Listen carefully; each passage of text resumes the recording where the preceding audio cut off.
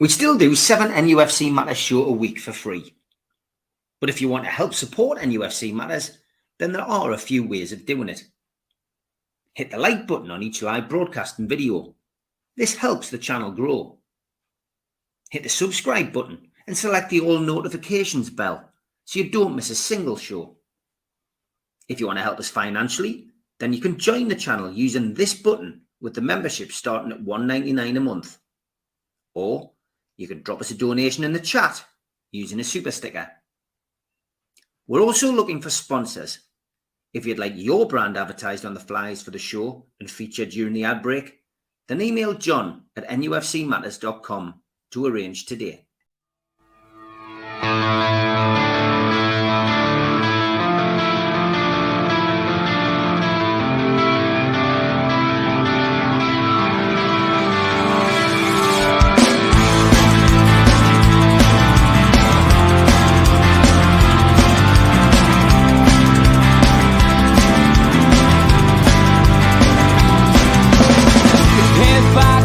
Critics attack. It feels like I've been talking to myself again.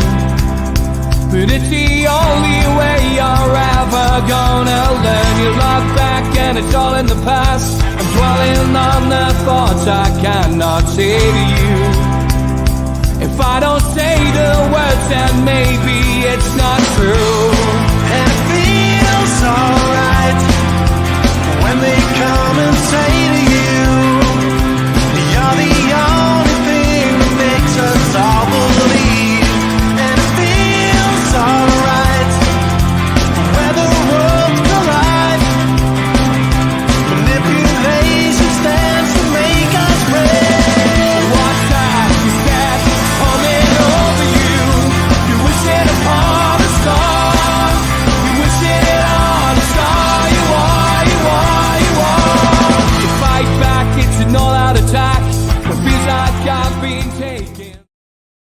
Good evening, welcome to NUFC Matters. Geordies here, Geordies there. Delighted to be joined by Mitch, Stu, Martin, Magnus and Alwaleed as we go through our latest in the season reviews, and I'm sure we'll have a little bit of time at the end of the show to talk about what's going on at Newcastle United at the moment. But Mitch, we're going to come to you first, mate, and go through the list like we did with the fans forum on Monday night. Right. And going to ask you first of all for your player of the season.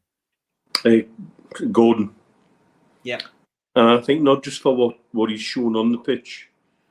I think off the pitch, his development as a young man, particularly of late in some of the interviews he's done, what an absolutely impressive individual he seems to be growing into. Took himself off his own bat, having seen a message on Twitter to visit a Newcastle fan in hospital. Just did it because he could.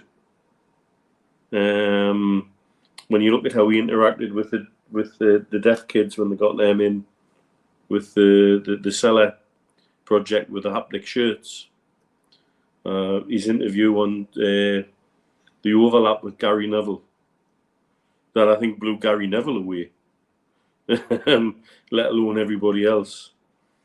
But also, when he's not on that pitch, by God, we're missing. And that 40 million last January now looks like a hell of a bargain, doesn't it? And I find it very interesting. I had a chat with somebody in Dubai yesterday who was a football agent. I'll not tell you whose agent he is, but he's an agent of somebody that's been repeatedly linked with her in the last few weeks. And he was very coy about offers from other clubs. But what he did say was the player is of a mind that he wants to come to Newcastle, and one of the reasons is he's seen how Gordon's developed as a player and a person, and he wants a bit of that under Eddie Howe. And I thought that was remarkable, that, you know, there's another club willing to throw another 10, 20, 30 grand a week into the mix, and the player's still of a mind, well, no, I've seen what Anthony Gordon's done there, and I want a piece of that, please, because it might get me in the England squad. And so I find that remarkable. And so, again, I could go on and on and on. I won't. Anthony Gordon, my player of the season. Okay, Stu, I have been asked to share a picture with you from Dougie Morris. Thanks to Dougie for this one. He says, Stu, I'm sure you'll get it. Tartan paint. Yes. Very good, Dougie. Thanks for that. Okay, your player of the season, Stu. Well, it was 4 choices. This could take longer than it should. Other answers will be quicker. First one for me was Shaw. I think until halfway through the season, I think he was the model of consistency and with a bit of class, but I think he suffered a little bit with Botman getting injured. He didn't have his regular partner there, so he couldn't stand out. Next choice is Bruno, because when he plays well, we win. Everything goes through him. He channeled his frustration of practically having to play in midfield alone, and in picking up the yellow cards, he changed it to, he showed discipline and leadership.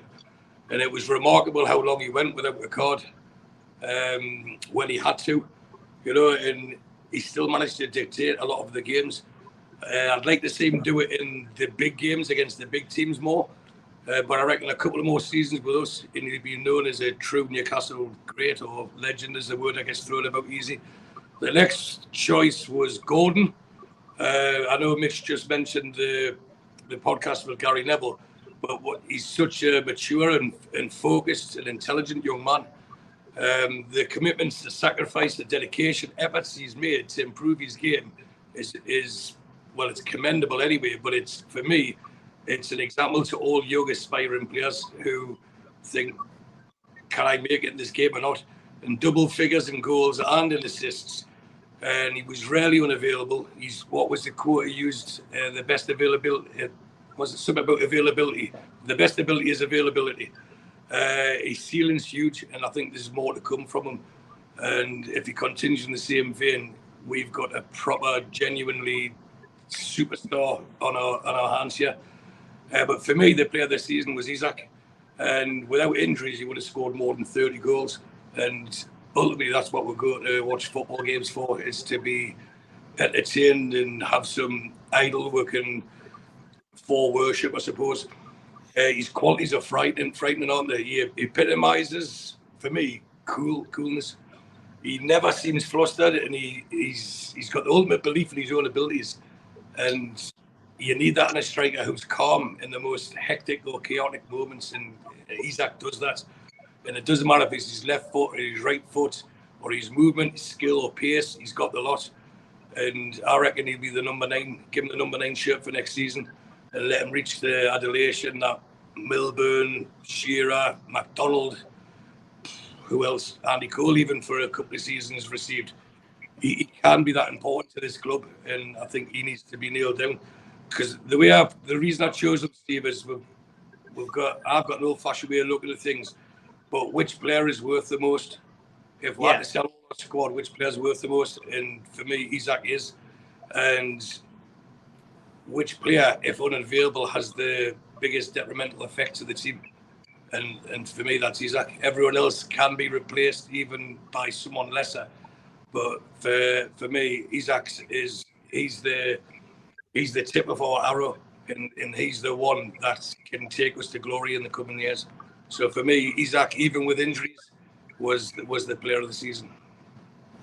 Okay, good stuff. Martin, we'll come to you next for your player of the season.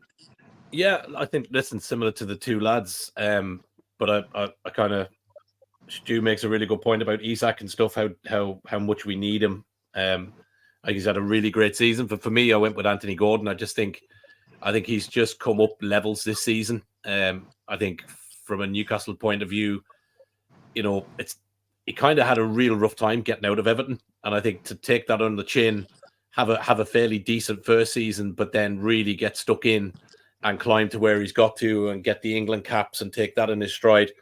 The stuff he's done with the community, and I think the interviews and how he's conducted himself, for me, I think we've got another future Newcastle United captain there. And I think he's going to go levels again next season. So I think, look, you could look at 2 or 3 players. I think Bruno's a good shout. Possible future captain. He's the glue that sticks the middle. And Isak obviously getting the goals, barring a few injuries. But I think for me, the overall development as a player and as a person in the club, outside of the club, and everything else, I think for me, Gordon just is levels above everybody so far this season for me. So I give it to him. Okay, good stuff. Magnus, over to you, mate. Yeah, for the player of the season. Yeah, player of the season. I agree with the lads. I think it's a tough choice between 4 players. Fabian Schär, he was by far the most consistent player until the very end, and it's easy to forget about the defenders. When things are not going so well. However, I'm going to have to give this one. Isak and Gordon are right up there, but I'm going to have to give it to Bruno Guimaraes because, there goes my cat. Because he carries, it's the black and white cat actually, it just needed to get out.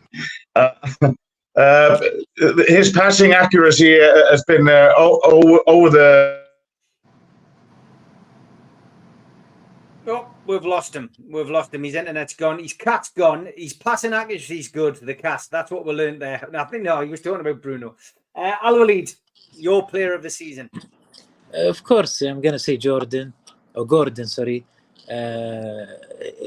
Great season. Almost fixed in all the lineup.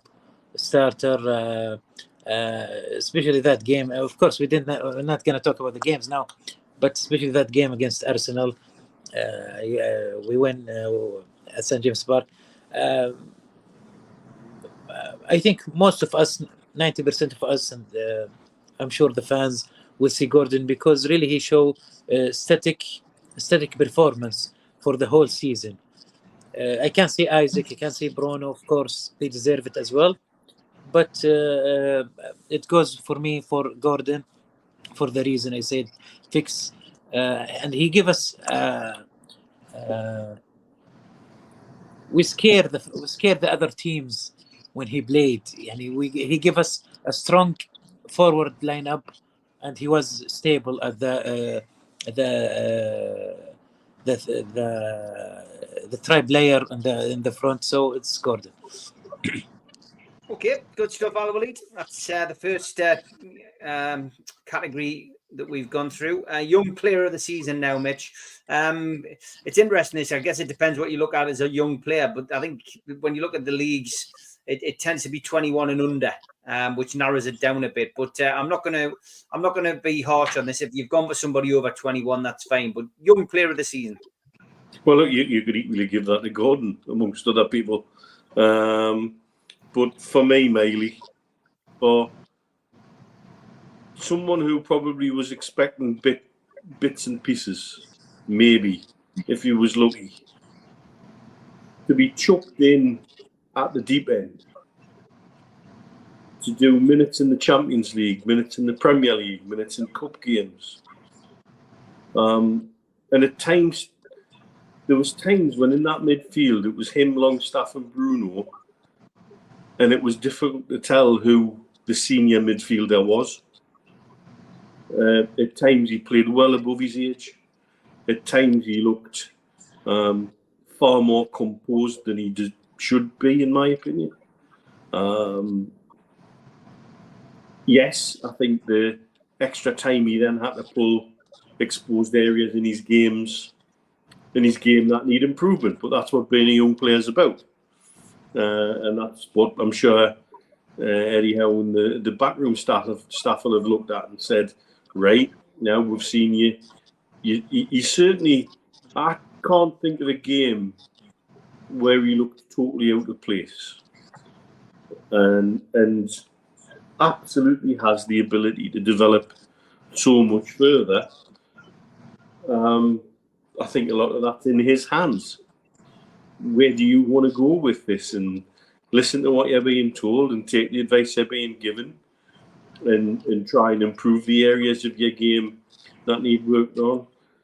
Try and improve the physicality that needs working on, because I think we have somebody who in 18 months, 2 years' time, if you add a bit of physicality and add a bit of pace to his game, could be quite frightening in the centre of midfield and have the world at his feet. And so I think he's pulled a lot more weight than he probably ever thought he was going to this season. He really was chucked in at the deep end. Did he sink or did he swim? He certainly swam. And so that's why he would get it for me. Okay, young player of the season, Stu? I'll be short on this one, but isn't it nice to have choices? Yeah. We've never had that for a long time. And with player of the season, where you're scratching your head to think of someone who has had half a decent season. But for me, there's one standout candidate. Others have, for me, the jury's still out of where we are and where we're going to be. Will some of the people or the young guys who have had games, will they be part of this team going forward? But one person who will be, and has been proven this year, is Anthony Gordon. He was playing for the under 21s last summer, so he qualifies for me for the young player of the year this season. Is that someone's hearing it? Yeah. It was a fire alarm by the sounds of it. Fire alarm, yeah. All right, okay. Anthony Gordon, for me, stand out in this category, and I hope he's playing in black and white stripes of Newcastle United for many years to come. Okay, what about you then, Magnus, your young player of the season? Yes, if I can just finish quickly on the Bruno, I really highly rated his passing accuracy. Was over 85%. I just love what he was doing with the set pieces. Those goals, 7 goals and 8 assists. To me, he carries the team, and he's a world class. And this is why he got my vote on the player of the season. However, with the regards to the young player of the season, it's going to have to be Miley, because we were not expecting him to play so much. And boy, oh boy, did he step up to the plate, playing Champions League football. He kind of took the role that Elliot Anderson was supposed to be taking. And for me, where do we draw the line? Who is a young player and who isn't? It would have been very easy.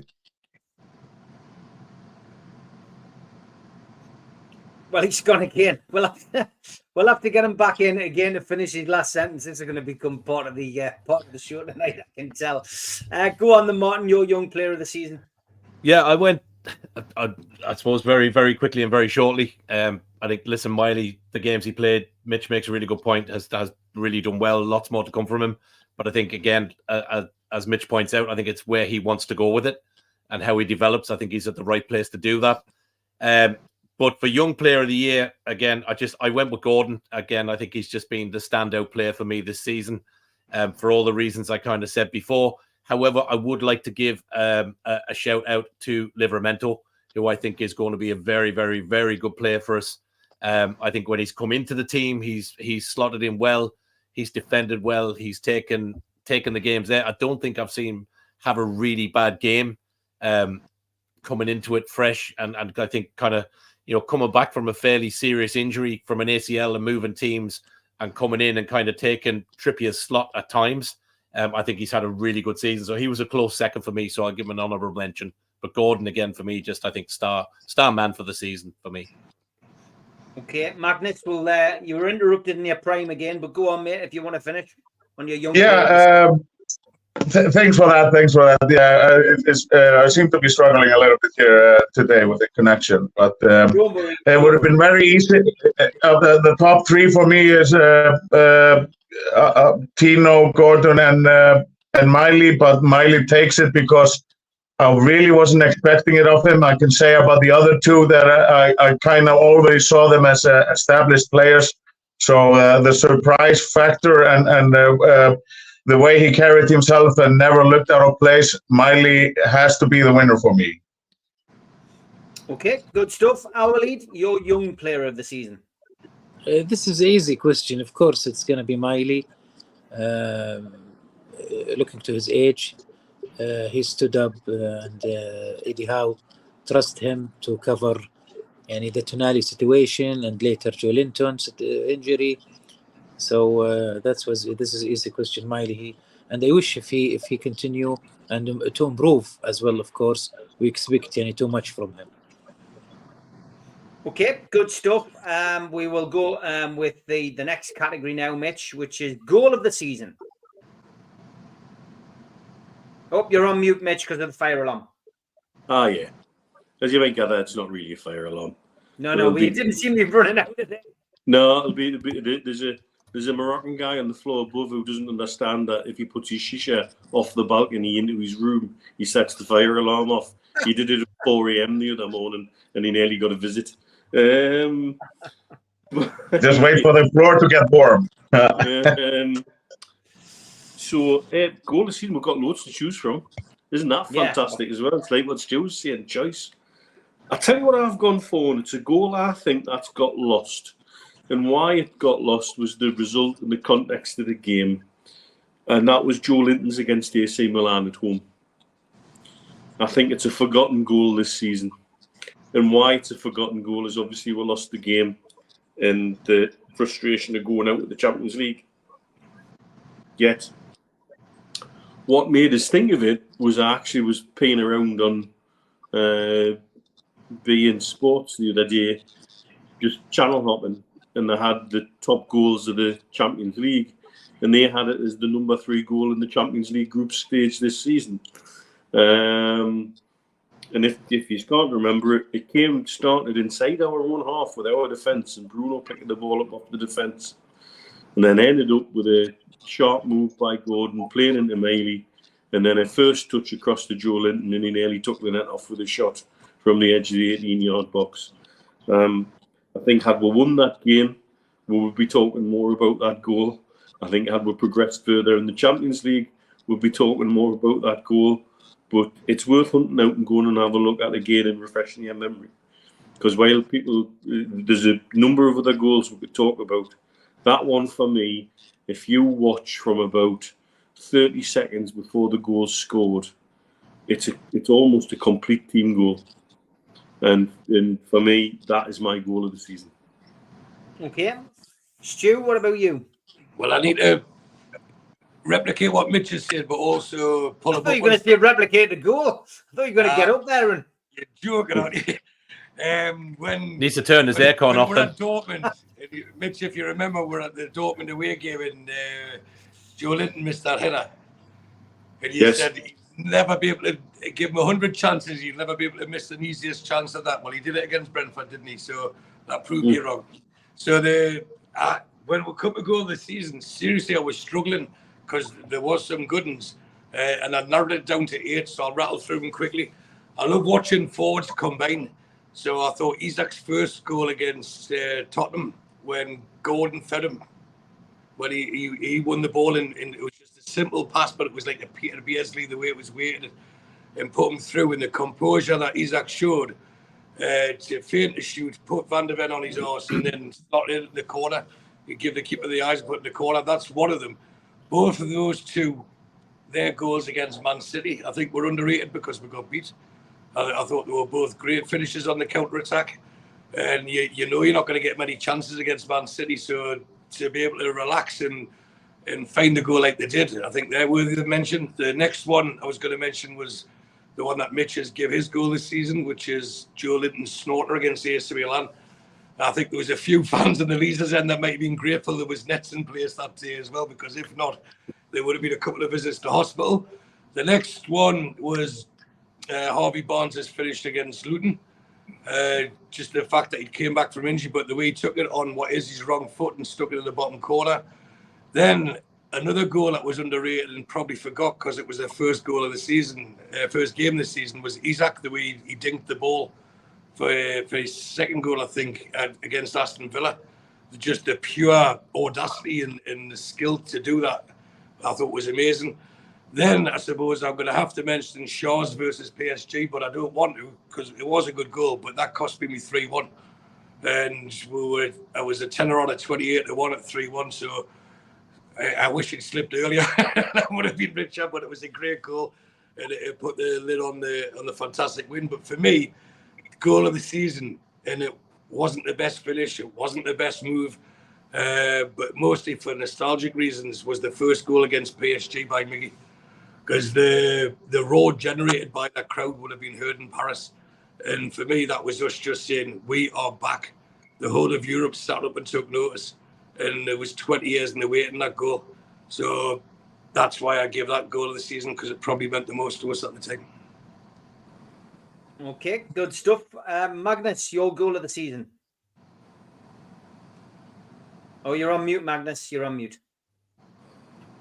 Good shout out. You guys already had, I narrowed it down to a top 3 for me with Fabian Schär's goal against PSG being the number 3. I totally agree with you on the first goal against Spurs. I have to admit, I didn't even particularly look at the one against Milan, but that was a really good goal too. But the one that I think it got a mention this week already, and it's circumstantial, and we didn't get the right results, and it maybe wasn't the most important goal. It was the second goal against Chelsea. It was Jacob Murphy's second goal, where he took it up, took the ball and just smashed it from the right side. Something I would like to see a little bit more of. But there's a bundle of goals that could be picked from Isak, but I really wanted to go for this one. So Jacob Murphy against Chelsea away is my goal of the season. Okay, good stuff. Over to you now, Martin, for your goal of the season. Again, lots to choose from. Some really good team goals, some good finishes, some good link-ups. I kind of whittled it down to 2 for 2 different reasons. Overall goal of the season, I went with Fabian Schär against PSG, because I think just the whole run into that goal, the game itself, the opposition, it was everything you want to see from Newcastle United. Free-flowing, no fear, a bunch of passes, Fabian Schär getting it, the Gallagher end shouting, shoot! And it rocketing into the top right corner. So for me, it just had everything that I want to see from that club. It's everything you think about. The second one, not necessarily a fabulous goal, but the reason I want to give it a mention is because it means a lot, and that's Lewis Miley's goal against Fulham, because it was his first ever professional goal. And I think for a young kid that came in and did what he did during the season, to get his first against Fulham at home, at the Gallagher, I think there must be no better feeling for a kid in a black and white shirt that's a local. So I think that is well worth a mention. So they're kind of my 2, but Fabian Schär overall. A lot of variety. Al-Walid, your goal of the season from Newcastle United? Finally, we disagree on something, all of us. All great goals. I really enjoyed it a lot, and so many choices. But for me, the goal affected me really. Joelinton goal against Arsenal. The one who took VAR maybe 7 minutes or 10 minutes to decide offside or handball or over the line or pushing by the. So it's really, it was a story of a goal, and I think it's. I'm sure it's also prevent Arsenal from the title as well. So this is I think the best goal this is the goal for me this season. Okay, great stuff. We're halfway through the show. As always, we'll have the ads. There'll be 300 of you are watching on LinkedIn, Facebook, and Twitter. During the ads, open another window on your computer, search nufc matters on YouTube, and hit the subscribe button. We do 7 shows a week. We'll be back after the ads. A big thanks to all our sponsors: Skips and Bins, telephone 0800 25 45 25 3, email inquiries at skipsandbins.com, website skipsandbins.com, easy contract, free and pay-as-you-go waste collection. Thanks to Mr. Vicky's Sauces, handmade in Cumbria. Their website, mrvickies.co.uk, telephone 01768 210 102, or email info@mrvickies.co.uk. Thanks to United Group Travel. There are no strangers in our tours, just friends you haven't met yet. Their website, unitedgrouptravel.com, email beverly.ugtl@gmail.com, telephone 01670 632 460 or mobile 0791 666 4174. Thanks to Media Arts for the technical side of things.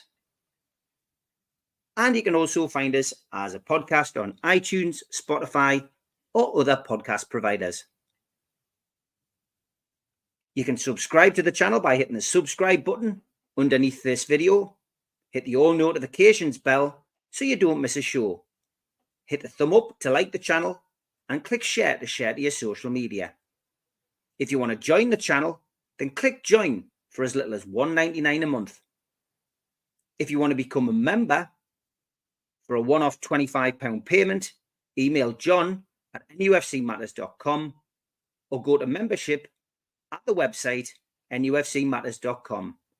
If you've got a smartphone, hold your camera over the QR code and it'll take you straight there. We also help the food bank on this channel. Go to nufcfansfoodbank.co.uk to the matchday bucket and you can leave a virtual donation today.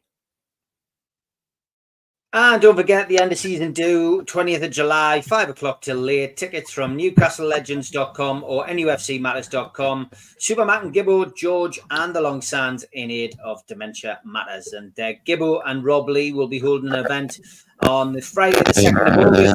And that is at the City Hall in Newcastle. Ticketmaster.co.uk is where you can buy your tickets today. Okay, back with the end of season review. We've had player of the season, we've had young player of the season, and we've had goal of the season. Now we're going to match of the season. Mitch, over to you. And again, what a delight to have a bit of choice. But every time I think about it, I think about the sensational night that was at home to PSG, announced to the football world that we were back, and then some. The comeback against West Ham, we were dead and buried, and then Harvey Barnes comes off the bench and puts 2 goals in was it 8 minutes, and we turn everything around. But I think if you want a match that tells the world what Newcastle United can be and what Newcastle United means to the community and to the fans and what Newcastle United can stand for. And I would like to think that PIF saw that game and suddenly switched on to the potential of what they are the custodians of. And that was the game against Spurs with the haptic shirts. Not just because of the game, but because of everything around the game. We'll have a shirt front sponsor happy to yield the front of the shirt to a charity for a game and do very special work with the haptic shirts. The build up to the game where they released the young lad who used to go to the sensory room and he needs his earphones on prior to that, and then the working with the deaf kids prior to that, and then seeing those deaf kids go absolutely mental, like every single one of us. We are always better when we're united, when we're together. And how better way to be than to give those kids an experience that they've never had before. And then Dan Bernard learned some sign language and signs "love the fans" after a goal. And you see the 2 little girls who catch him doing it. They will never forget that moment for the rest of their life. That's Newcastle United. Club, city, community, all together, all as one. And when we do it, by God, to do it well. And so for me, that's the game of the season. Not just because we took a Spurs side who had rammed down my throat for 3 weeks previous to. You know, Postecoglou was suddenly this antipode in Arsene Wenger and was reinventing football. And they had a Dutch defender who was going to stop anything and everyone. And Isaac had put him on his arse twice in the first half. That game for me and everything around it shows what we can do when we get it right. and then some. And I'm here for more of it. Thanks, Salah, Biff, whatever you want to do like that. You'll get more than the backing from me, and I think we'll pull changing the narrative that the money coming from Saudi is such a bad thing. Is it a bad thing for those young people who had an experience of a lifetime? Is it a bad thing if we can be part of developing something that could change the deaf community's experience of a football game forever? Forever. That's Newcastle United, ladies and gents. And that's why we're all proud to be part of it. Great stuff. Follow that, Stu. Your match of the season. I can't. It's not just talk for a while. No, it's very, very worthy contender. I actually had to write these down because we had such a stalagmite season. There were so many choices. The obvious one was the PSG game, wasn't it? It's for a new generation. It'll live with them forever, as it will for us as well. But the 4-1 trouncing off a European heavyweights when we're back in the big time, it has to be close to game of the season. But for me, it wasn't. The other choices I had was the remarkable comeback versus West Ham. We just had the break where half the team had travelled to Dubai and they seemed to regroup themselves, and from 3-1 down to win 4-3 in the style that they did, it seemed to reinvigorate the season. So that has to be close. What about the Villa home game, 5-1? Tonali's debut scores after a few minutes. We're top of the table, and we all thought we're just going to carry on when we're left off, and we're going to be right to the top.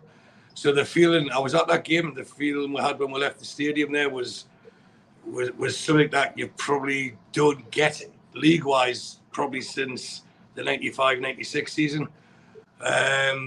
Then you have to mention the swatting aside of the unwashed down the road, the 3-0 in the cup.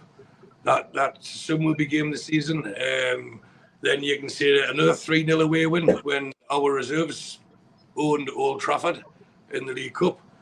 The game that Mitch mentioned, the dismantling, because that's what it was. It was a dismantling of Tottenham, who had all the London press and radio stations saying how great they are and how Postecoglou had reinvented the wheel, and we were just clinging on to them. We just took them apart that day. But for me, the winner has to be 8-0 away to Sheffield United. It's a club record.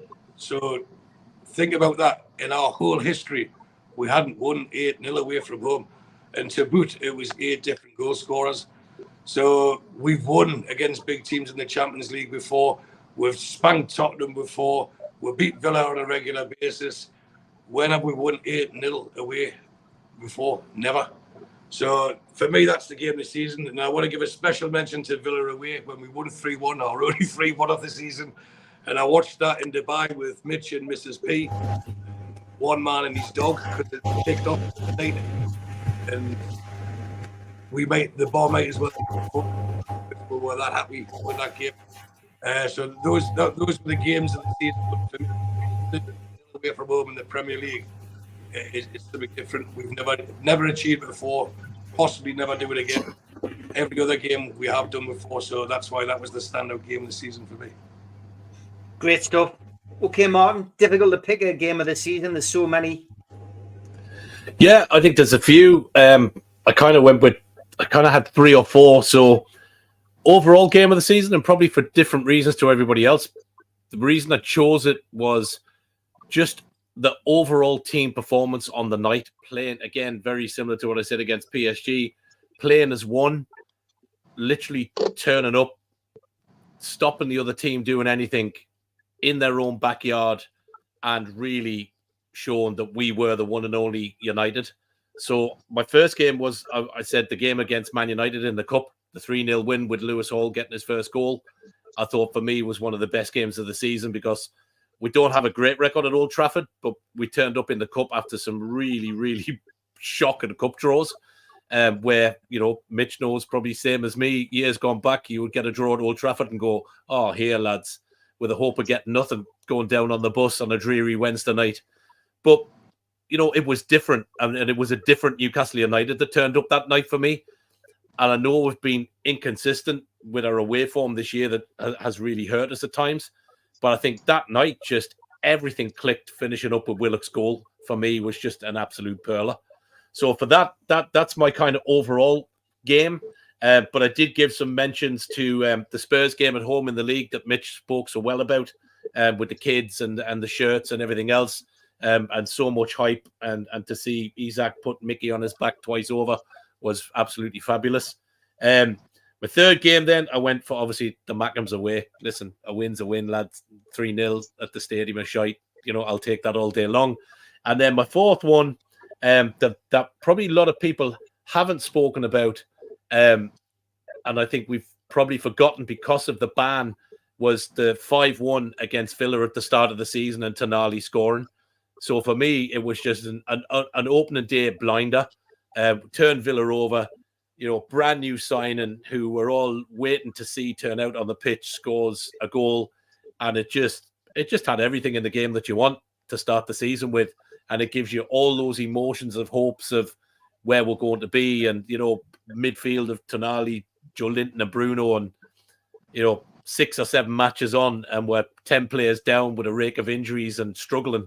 So I think it's just those games for me kind of encapsulate the different type of emotions that as a Newcastle United fan we've gone through this season, from the highs to the lows, but we just keep turning up every game, home and away, in our thousands, and I think that'll continue for a long, long time to come. So they're kind of my 4. Rich says, evening all, was going to stay and watch until I saw the Irish lad on again. That's your pal, Rich. He's a funny lad. I know. Can I just actually give a shout out to Rich? It's his lad's birthday today, Chris. He's 15. So can I just say happy birthday, Chris, and Rich and Carolyn and stuff. Hope you're all well. But happy birthday, mate. Happy birthday. Happy birthday, Chris. Have a good one, mate. And Magnus, on to you for your match of the season. Yeah, similar to the guys, I've narrowed it down. There was a lot of good games. There was a lot of not so great games, but to me, I narrowed it down to 3 games. And on the third of that list is the one against Spurs at home. I hope we're going to be making a tradition of London clubs not getting any points in Newcastle. It would be a great tradition, and it seems like we're heading that way. What a great game that was! They had much more of the ball, and we still just it didn't feel that way after the game because we had it all under control. They can keep the ball as much as they like in their own half, and we just really we're ruthless on the day, and we showed our best sides. Number 2, okay, I'm going to talk a little bit fast here. Number 2 is the Champions League game against Paris Saint-Germain, because this one I already thought I wasn't going to see it because I was doing a little bit of a acting gig, as an extra. I went right down to the president's house and I was playing a reporter, and I really didn't think I was going to even make the match. But us being such professionals, we already finished the shooting and made it to the closest sports bar with just some other extras. And then I told them, I'll buy everybody a beer if we score a goal. And it cost me a fortune, man, But that was all worth it. It was all worth it. I was the happiest man, but probably a little bit more poor than the rest of them. Because the pint is not very cheap over here. I think it's probably similar to Dubai. Anyway, after all of that, still what I love about football is the thrill. If you have a little bit of sort of uphill battle, and my favorite game of the season, I know it wasn't the best played game, but it has to be the 4-3 comeback against us against West Ham, because it was one of them games that even though we were behind, I really just always felt like we were gonna smash them somehow. And it never felt like we were losing. We were behind. We were not losing. And this is what I really love about football. You get a little bit of a knockback and uphill battle, and then you find a way. And Harvey Barnes obviously played a big part, and I'm ever grateful for that. I think he is going to be outstanding next season. I know we had our struggles this year, but yeah, these are my top three. Number one, it took me back. It took me back to the entertainers. It really did. And Newcastle, West Ham is a classic to me, and I will look back at this one with the years to come. Good stuff. Al-Walid, your game of the season, your match of the season. Yeah, every season I usually, of course, this is normal for you lads in UK having games under the rain. But for me, I always, since I was a kid, I admired those games under heavy rain. Blessed, of course, the performance. We show our best, I think, against PSG 4-1 at the Champions League. This game really proved that Newcastle really can go even for the final of Champions League. If we have a static team and we have a great bench, we show Europe really. And it was, I remember that I was following all the media talking about the game. Everybody in the world talking about Newcastle beat Paris with this amount of goals. So this is the best game for me. And if you just Google the game, you will find this picture of also that goal. I think Dan Burn score and jump all over the defense of PSG, and really great game. Really, it was. Good stuff. Okay, down to the last two categories now. And Mitch, I want your best signing of the season. Not many to choose from. Oh, you're on mute again. No, but also with somebody who hasn't had a mention yet, when he's been in the side, he very much deserves a mention, and that's Tino Livramento. I think we've seen the baton passed at right fullback for me this season. We've seen somebody come in. I was sceptical of him coming in at left back because I'm not a lover of right-footed left backs, even though I did that for bloody years. It was a boys' club. For me, he's never looked out of place. He's been able to join in, be an important link between attack and defence. He's defended well. He was very hard done to in Paris. That was an outrageous decision, really. But, ifs and ands. If my grandma had wheels, she'd be a bike. So you can't really talk about all of that. But he's never really put a foot wrong. Looks quality every time he comes in. Must have given Eddie Howe a lot of difficult thoughts about, do you change your team or do you bring somebody back in, when he was performing so well. I think he has the potential to be our right fullback for the next 5 years. And if that's the case and he keeps progressing and keeps performing at that level, there's a good chance he'll be involved internationally. And I would think in England squad, though he's got choices. And I think his transfer fee would suddenly look a bargain. And there's not many times you can see a young player come in like that and he just doesn't look out of place. And he's never looked out of place. Whenever you've dropped him into the team, whether he's been at right back, left back, he's even had a couple of games at right wing where he contributed. And so for me, that's the signing. Because at the very least, he needs to get a mention at the end of if we're talking about sort of praising people and things at the end of the season, he deserves more than a little bit of praise. And we've got a glimpse of the future with him and Hall as our full-back pairing going forward potentially for a long time. And that, how long is it since we've said something like that? And we're not sitting talking about, well, okay, but obviously at the end of the season they're off to Spurs. Or they're going to go to Man U. We're talking about developing them for us. And I think that's phenomenal. Okay, Stu, signing of the season. Well, unlike Mitch, I'll try and give my answer without start rumours about my grandmother. The signing this season, again, being old-fashioned, which signing got us most excited when they were being made? And for me, Tonali was the signing of the season.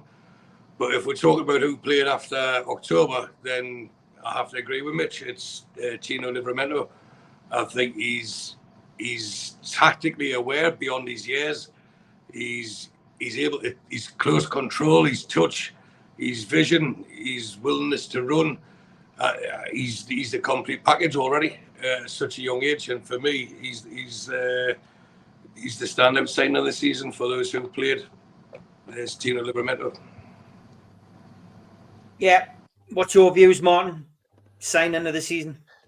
Yeah, I kept it quite simplistic, and I went with Tonali. First game, I know, look, obviously what he's got going on, you know, with the other things. Having watched a lot of Italian football over the last few years, I know the player that he is.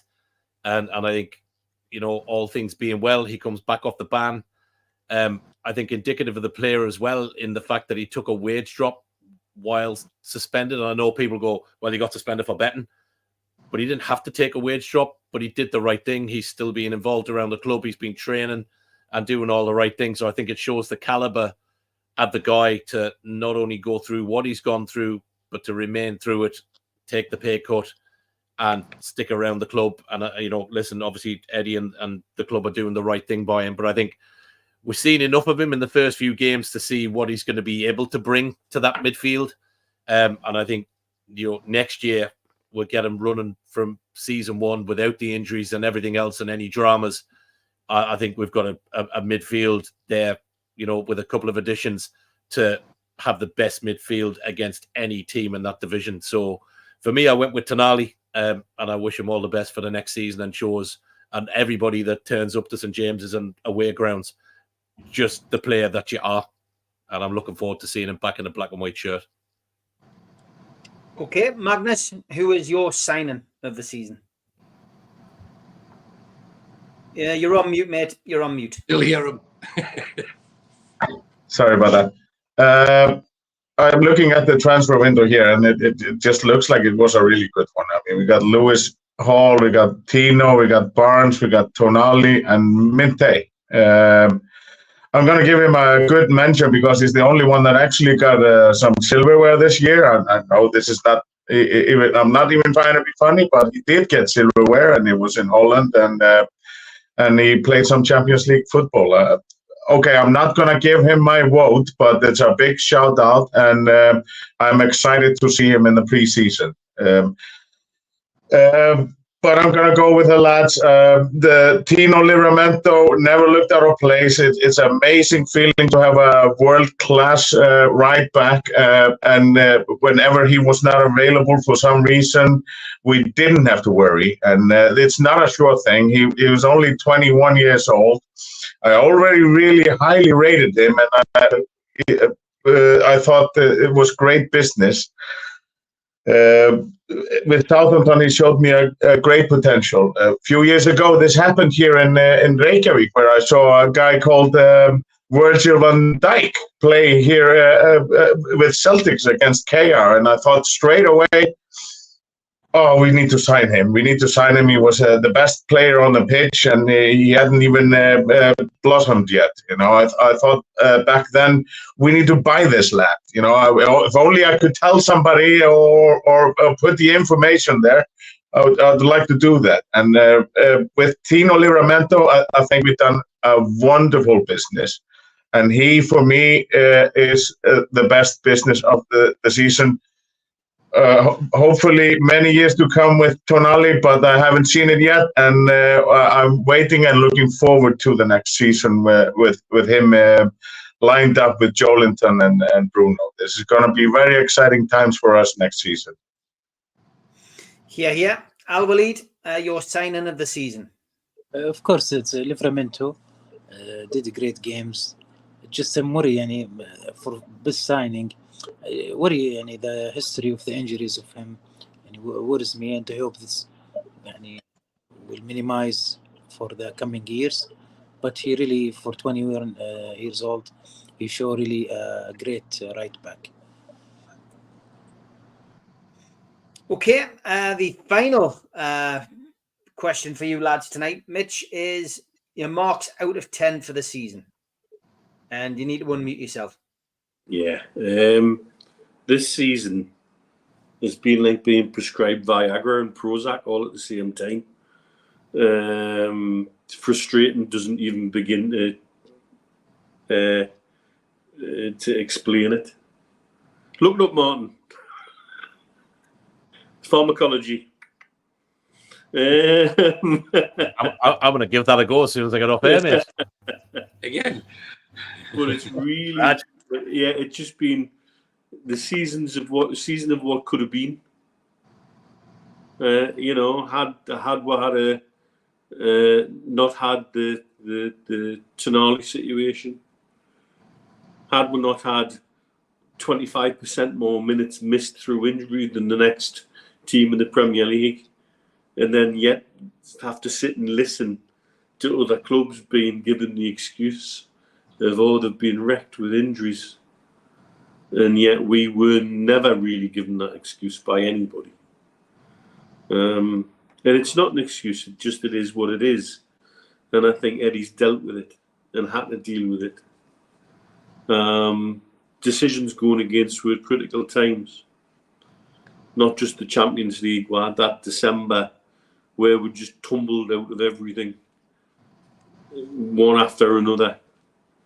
And even then, to finish the season, I think we're the first team for, what is it, to have finished in 7th for 6 years and not actually get a European place. There's so many things about this season that frustrate, irritate, baffle. But I think when you look at what we've learned out of it, and this is something I hope as a club that we've really, really, it's friction burns, Mark. That we've really, really learned from in every way, on and off the pitch, that we can go away and say that this whole season, as frustrating as it has been, we might look back on this season in the future and say, that was the season where we learned this. That was the season where we learned that. So I don't think I'm being too easy on everybody by saying I'd go 7 out of 10, and I wouldn't add could do better. I think did what we could in the circumstances, is the phrase to apply. And I hope, like I say, going forward, what we've learned this season turns into a better club and a better team in the not too distant future. Okay, 7 out of 10 from Mitch. Stu, higher or lower than a 7? Well, I'd like to say, to start with, we're not that far away, I know Mitch covered it a lot more eloquently than I did on the professionals on Sunday. If you look at the points dropped against teams that we were expected to get points, then something Eddie Howe hadn't done is mention injuries as excuses until we had a bigger quota of players. When we were going through it, he never mentioned it. But there was games that I think it was 9 points off a Champions League spot we ended up with.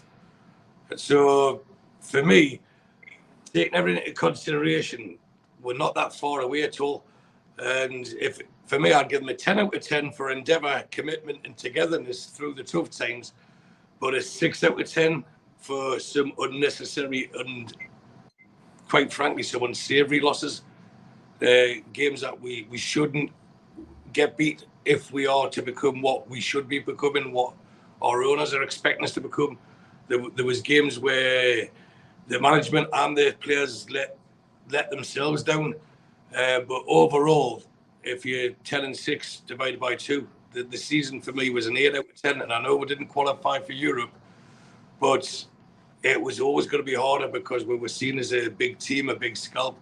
And teams lower in the league set their stall out accordingly, and they treated us like a Man City coming to town or a Liverpool coming to town. And that's something that we have to learn, and is how to break them down. And I'm quite sure the lessons will be learned, and I expect a huge season next season. And as used to in the top, middle and top left know, I've had a hefty bet on Newcastle being in the top 4 next season.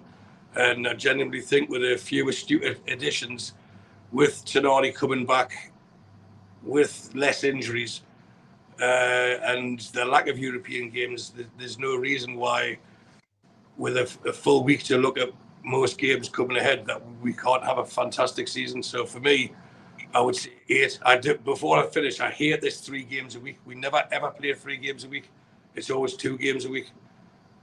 You know what I mean? You don't play Saturday, Tuesday, Thursday. It's Saturday, Wednesday, Saturday. So Saturday is either one Saturday's either in 1 week or the other.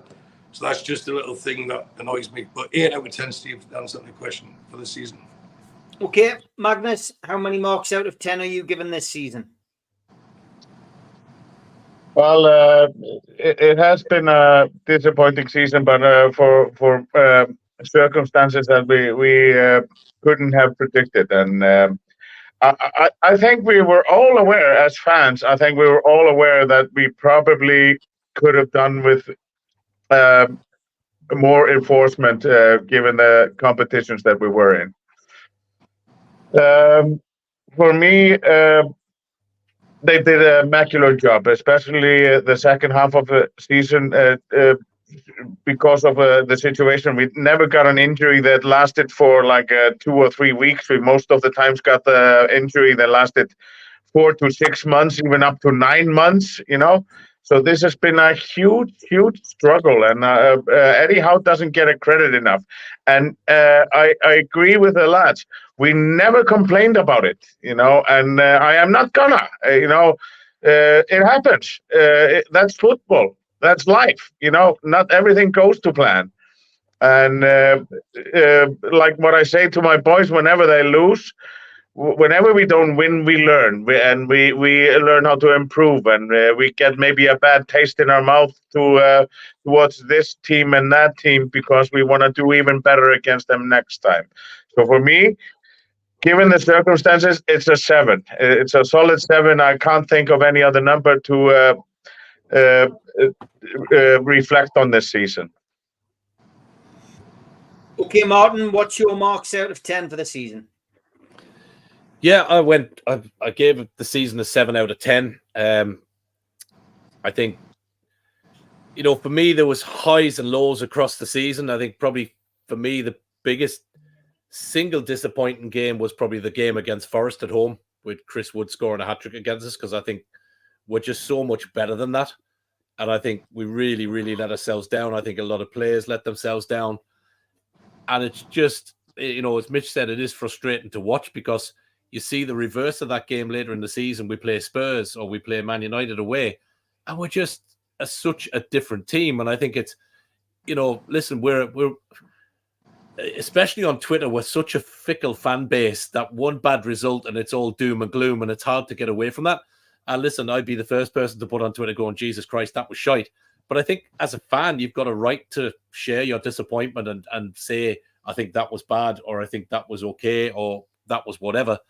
I think the biggest thing for me, that, take injuries aside of it, was that we've seen a bit of a downturn in our away form. which we didn't have the season before. We lost a lot more games away. So I think if we can get those players back, as Stu said, we're playing less games. We got more time to, bring in a couple more players this season, a couple more reinforcements. I'm expecting us to have a really, really good season. But,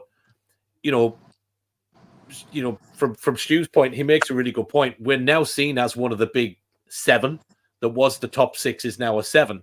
So we are a scalp. So when we go to a Luton or we go to, one of these other teams, Everton or anywhere else, we're seen as the team like a City that they want to beat because, that's the game.